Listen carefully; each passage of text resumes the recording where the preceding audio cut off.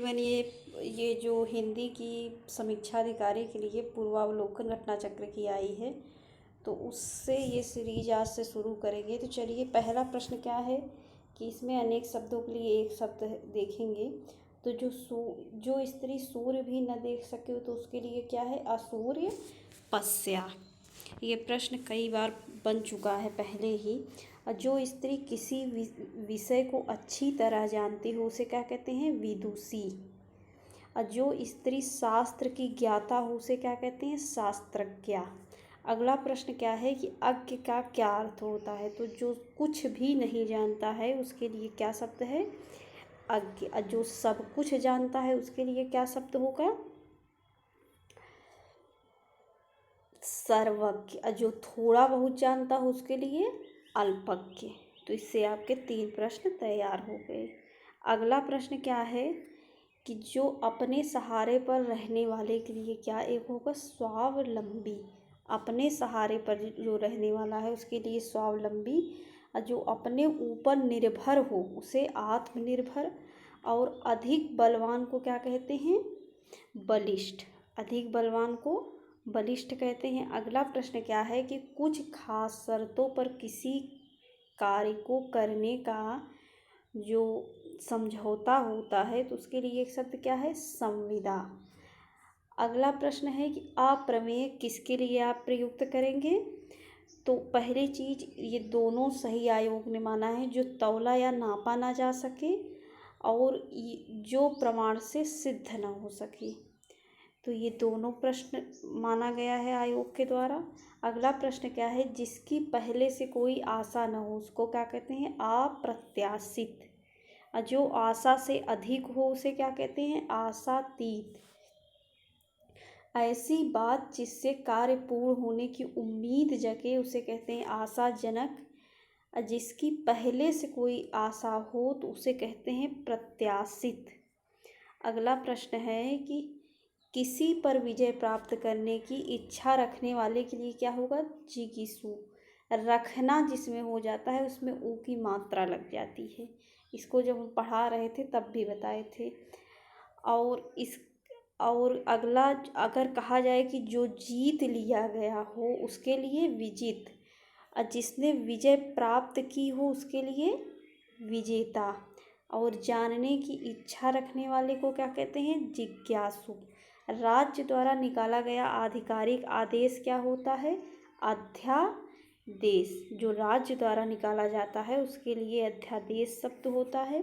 और शासन द्वारा जो जारी किया जाता है उसको अधिनियम। वह आधिकारिक सूचना जो राजपत्र में प्रकाशित हो उसे कहते हैं अधिसूचना। अगला प्रश्न है, जो सूर्य भी न देख सके तो उसके लिए असूर्य पस्या अभी देख चुके हैं। वह स्त्री जिसका पति परदेश या विदेश गया हो उसे कहते हैं प्रोषित पतिका। प्रोषित पतिका। नई ब्याही हुई स्त्री को क्या कहते हैं? नमूड़ा। वह स्त्री जिसका पति विदेश जाने वाला हो और उसके वियोग की कल्पना से वह दुखी हो तो उसे कहते हैं प्रवत्स पतिका। वह स्त्री जिसका पति अभी परदेश से लौटा हो, आगत मतलब लौटना होता है, तो उसे कहते हैं आगत पतिका। अगला प्रश्न ये है कि आपको बताना है कि जो पान करने योग्य नहीं है तो उसके लिए क्या होगा? अपेय। जो भक्षण करने योग्य न हो उसके लिए अभक्ष्य।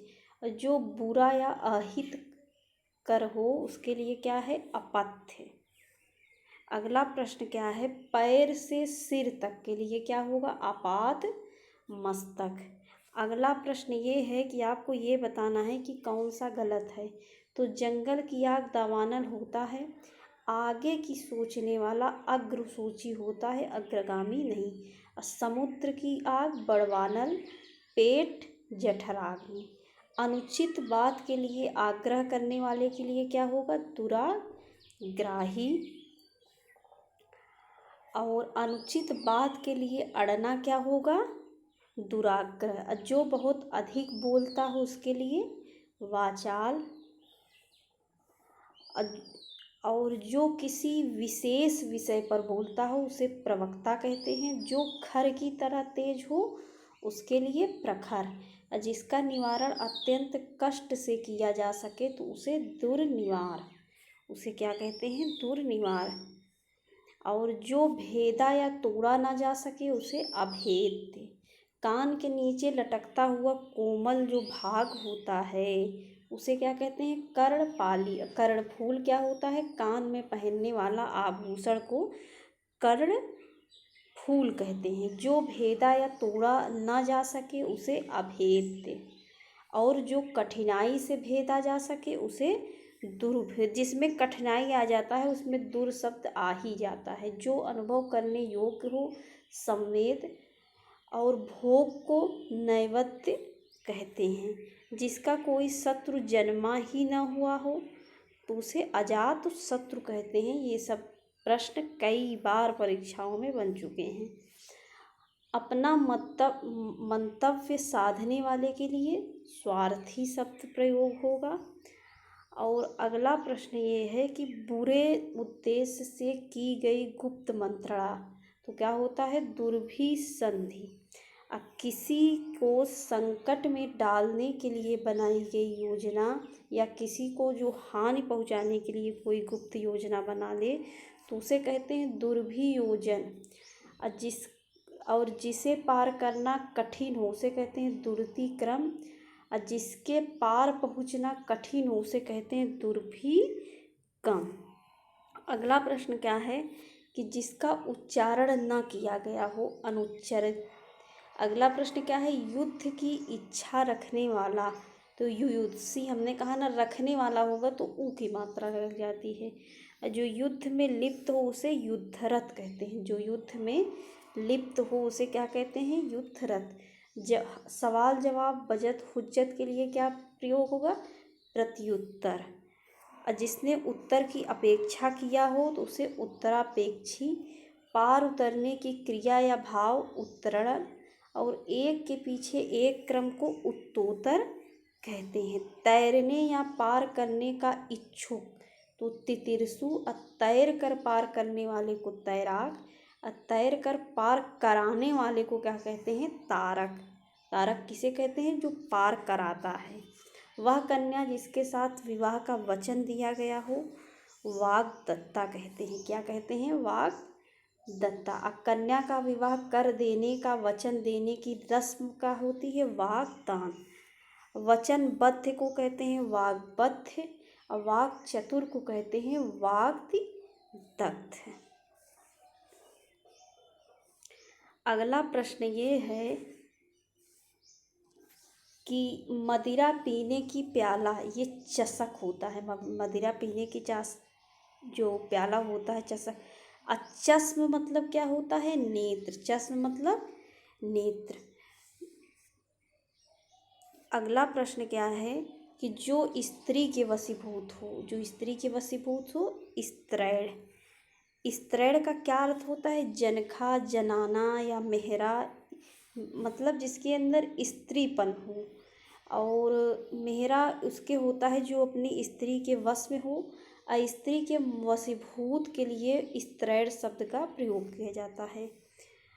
और अगला प्रश्न क्या है कि पीछे पीछे चलने वाले को क्या कहते हैं? अनुचर और अनुगामी दोनों कहते हैं। और लोक सेवा आयोग ने संशोधित उत्तर जो दिया है उसमें ए और बी दोनों को माना है। और पीछे पीछे चलने वाले के लिए अनुगामी होता है। अब पीछे पीछे चलने वाले को अनुचर भी कहा जाता है। जिसकी कोई कीमत ना हो वो होता है अमूल्य। क्या होता है? अमूल्य। जिसका मूल्य अधिक हो वो होता है बहुमूल्य। प्रतिपदा का प्रमुख अर्थ क्या होता है? पक्ष की पहली तिथि। अगला प्रश्न है थोड़ा नपा तुला भोजन करने वाला तो क्या होता है? मिताहारी। कम या नपा तुला खर्च करने वाला मितव्ययी। जो थोड़ा नपा तुला भोजन करने वाला होगा उसके लिए क्या होगा? मिताहारी। और कम नपा तुला जो खर्च करेगा उसके लिए क्या होगा? मितव्ययी। कनिष्ठा और मध्यमा के बीच की उंगली अनामिका होती है। अंगूष्ठा, तर्जनी, मध्यमा, अनामिका ये होती है उंगली। गुरु के समीप अध्ययन करने वाले के लिए क्या होगा? अंतः अंतेवासी, जिसके पेट में माँ ने रस्सी बांध दिया उसके लिए दामोदर। और अगला प्रश्न क्या है कि झगड़ा लगाने वाले को क्या कहते हैं? नारद। अब गुरु के समीप रहने वाले को अंतेवासी, और आश्रम में जो निवास करता है उसे आश्रमवासी। अगला प्रश्न क्या है कि जिसके हृदय पर आघात हुआ हो तो मर्माहत। और अगला, और चाल चलने वाले को शकुनी कहते हैं। झगड़ा लगाने वाले को नारद और चाल चलने वाले को शकुनी। और जो अपने पद से हटाया गया उसे क्या कहते हैं? पदच्युत। महल के भीतरी भाग को क्या कहते हैं? अंतःपुर। क्या कहते हैं? अंतःपुर। जो छीड़ ना हो सके उसके लिए अक्षय, जो मिट न सके उसके लिए अमिट, जिसका कोई अंत न हो अनंत। अनंत का विलोम क्या होता है? शांत। जिसे किसी वस्तु की स्पृहा न हो उसे निष्प्रिय, और ये निःस्पृह भी माना है, निष्प्रिय भी माना है। और जो संशोधित उत्तर कुंजी था उसको सी माना है, निष्प्रिय ये वाला। और जिसके सिर पर चंद्र हो उसे क्या कहते हैं? चंद्रशेखर। और जो चक्र धारण करता है उसे चक्रधर। और चंद्रमा की वह स्थिति जब उस पर पृथ्वी की छाया पड़ने से उसका या सारा भाग दिखाई नहीं देता तो उसे क्या कहते हैं? चंद्र ग्रहण। जिसकी पूर्व से कोई आशा न हो उसे क्या कहते हैं? अप्रत्याशित। और जिसके हृदय में ममता नहीं है, निर्मम। जिसके हृदय में ममता नहीं है, निर्मम। और जिसके हृदय में ममता नहीं है, निर्मम। जिसके हृदय में दया नहीं है, देखिए कितना अंतर पड़ गया है। ममता तो निर्मम, और दया नहीं होगा तो निर्दय। तिलक लगाने में जो अन्न प्रयोग होता है उसे कहते हैं अक्षत। वीर पुत्र को जन्म देने वाला माँ क्या होगी? वीर प्रसू। अब वीर स्त्री के लिए क्या प्रयुक्त होगा? वीरांगना। अब पुत्र को जन्म देने के लिए पुत्रवती, वीर बहू के लिए वीर बहुरी होगा शब्द। जिसका जन्म छोटी या निचली जात में हुआ उसे क्या कहते हैं? अंत्यज। क्या कहते हैं? अंत्यज। और जो अंडे से जन्म लेता हो उसके लिए अंडज। चारों वर्ण ब्राह्मण क्षत्रिय वैश्य शूद्र, इसके लिए क्या होगा अंतिम शब्द? शूद्र। जिसे छूना मना हो उसे कहते हैं अछूत। अगला प्रश्न है शक्तिशाली, दयालु, शांत, धीर और योद्धा नायक के लिए क्या होगा? धीरोदात्त। ये धीरोदात्त, धीरोदत्त और धीर ललित, इसमें तीनों में अंतर समझ लीजिए ध्यान से। शक्तिशाली, दयालु, शांत, धीर और योद्धा मतलब एक अच्छा नायक, उसे क्या कहोगे? धीरोदात्त। सूरवीर हो लेकिन उसके अंदर घमंड हो तो उसे क्या कहेंगे? धीरोदत्त।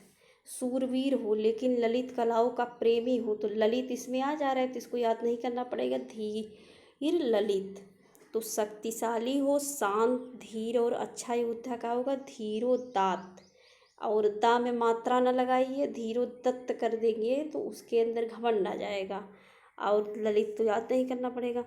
वह नायिका जो अपने पति के परदेश में होने के कारण दुखी हो तो उसे क्या कहते हैं? वियोगिनी। अंत्यज के लिए क्या होगा?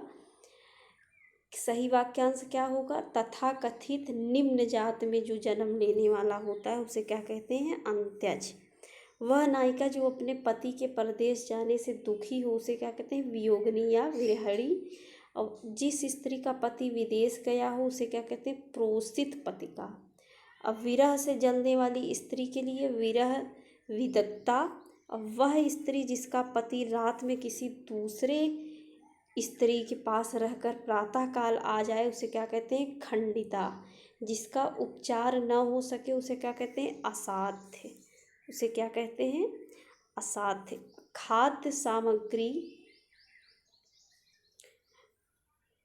खाद्य सामग्री जो यात्रा के समय रास्ते में उपभोग के लिए लिया जाता है उसे कहते हैं पाथेय। जिसका उपचार न हो सके उसके लिए असाध्य। जिसकी सहायता कठिनाई से किया जा सके तो उसे कहते हैं दुस्साह। जिसका उपचार श्रम से हो सके उसे श्रमसाध्य। जबकि साधन से रहित उसके क्या कहते हैं साधनहीन। खाद्य सामग्री जो रास्ते में उपभोग के लिए ले जाया जाता है उसे कहते हैं पाथेय।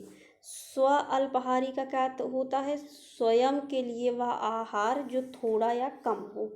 उपाहार एवं पथ्य अन्य अर्थ होते हैं। अगला प्रश्न क्या है,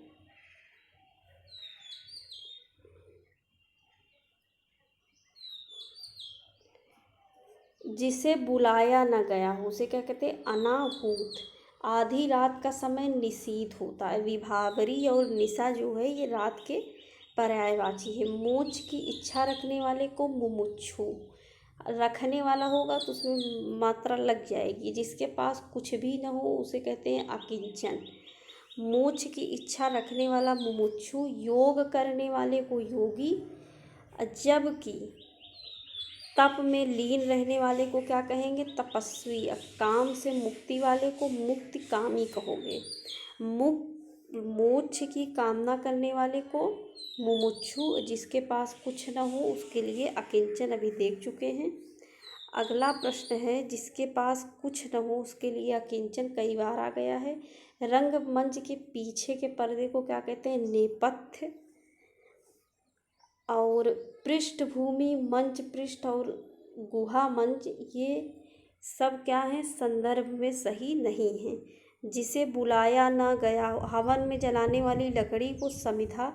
जिसे बुलाया न गया हो तो ये कट यहाँ से अतिथि अभ्याग अभी हम इसको देख लिए हैं। ये देखिए आया है जिसे बुलाया न गया उसे अनाहूत कहते हैं। तो ये हम देख चुके हैं। तो आज के लिए बस इतना ही। ये सीरीज कैसी लगी इसको हम कंटिन्यू करें कि नहीं करें फीडबैक ज़रूर दीजिए। Thanks for watching this video और वीडियो को ज़्यादा से ज़्यादा शेयर करिए।